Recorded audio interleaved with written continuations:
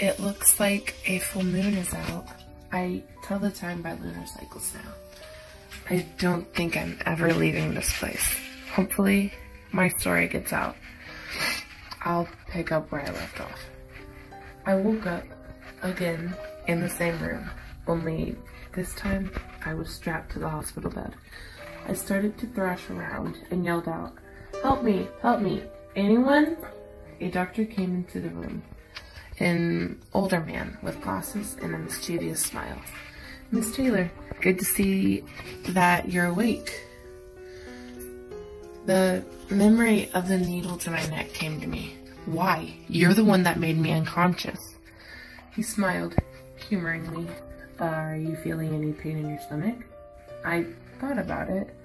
"No, nothing at all." "Did you fix it?" He didn't respond. He was holding a clipboard writing something. "Listen, I know that you can't hold me against my will. I have rights. And what, Miss Taylor? The way I see it, you cannot possibly do anything in this situation. You're the one strapped to the bed after all." He was right. I was completely stuck. "What do you want with me?" "That's none of your concern at the moment." "No. What's more pressing is the matter of trust.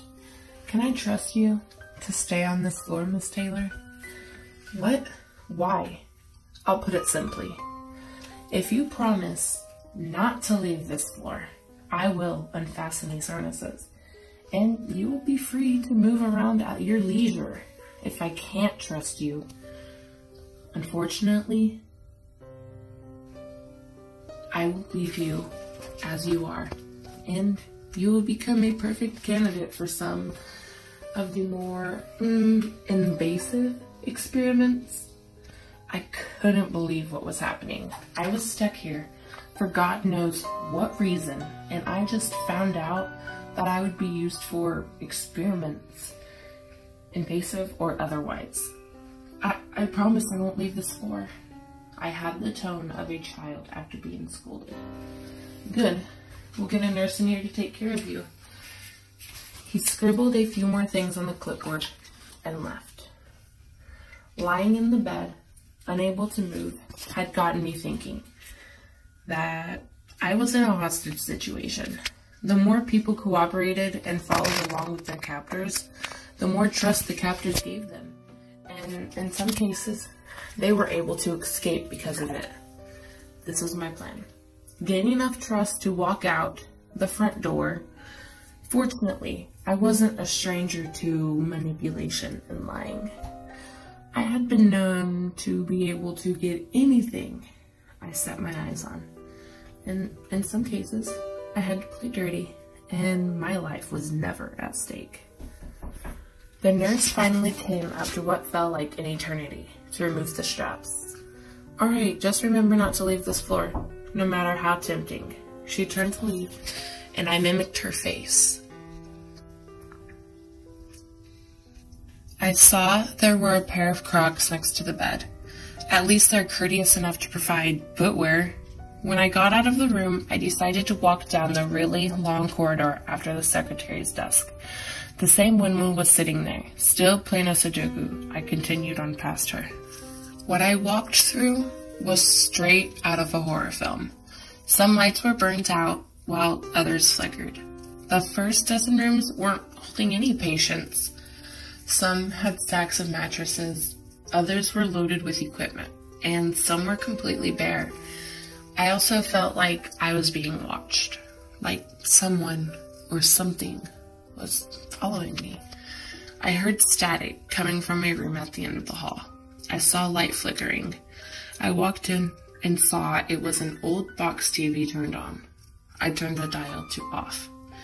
Yeah, they only let us watch the snow show here. I jumped and whipped around to see someone sitting on the bed. A guy, looked like he was around my age, was sitting on a bed in the corner. "Sorry, didn't mean to scare you." He stood up. "I'm Frank." He offered me his hand. "Anna." We shook. He did so great with enthusiasm. Great to meet you. It's been a while since anyone else was on my floor. At least now I have someone to talk to and hang out with. And Wait, stop. Can you please explain to me what the fuck is going on here? His excitement left his face. Why are we here? Isn't this hospital closed? And where are the people that used to be on this floor with you? What type of experiments was the doctor talking about? Oh, yeah, right. It makes sense that you're new. You probably haven't even been evaluated yet. What are you talking about? I was so confused, but grateful I found someone in the same circumstance that I was. Okay, I'll start from the beginning. You know the Royal Vic was a teaching hospital connected to McGill, right? Well, yeah, of course. Okay, so what if I told you that some research done here was never discussed publicly, and the reason it closed and moved its patients to the Glen was because certain doctors wanted more space and freedom to conduct their experiments?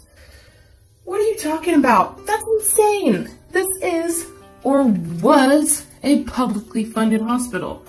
Questionable experiments wouldn't be allowed. It would be found out. Not if they come close to finding cures. Cures? For what? Cancer, diabetes, Alzheimer's, all the big ones. Let me get this straight. Because these doctors might be able to find cures to the most common ailments in today's society, people will look the other way to holding people captive and being experimented on? Something like that, yeah. No, there's no way. We're Canadian, for Christ's sakes. We're all about human rights. Yeah, well, sieste la vie. I couldn't believe it. Something so sinister happening right under our noses for so long. I looked up at Frank. How long have you been here? Me? No idea. Lost count after a few experiments. My memory isn't that reliable lately. He looked down at his feet, embarrassed to admit it.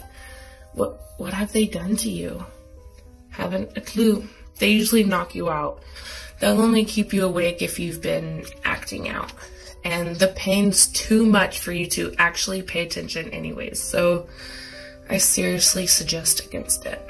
Poor guy. He looked like an excited but scared puppy. Happy to see new people, but still terrified of the world. Attention! All patients, please report to the cafeteria for lunch. The voice came from the intercom system. I looked out the window, then at Frank, very confused. How can it be lunch? It's dark out. Yeah, it's always dark outside. I'll leave it there for now. I'm getting tired. My eyes can barely stay open. I need to hide this notebook while I'm still awake so they won't find it. Keeping reality straight hasn't been easy recently. Not really sure what they're doing to me, but the writing is helping.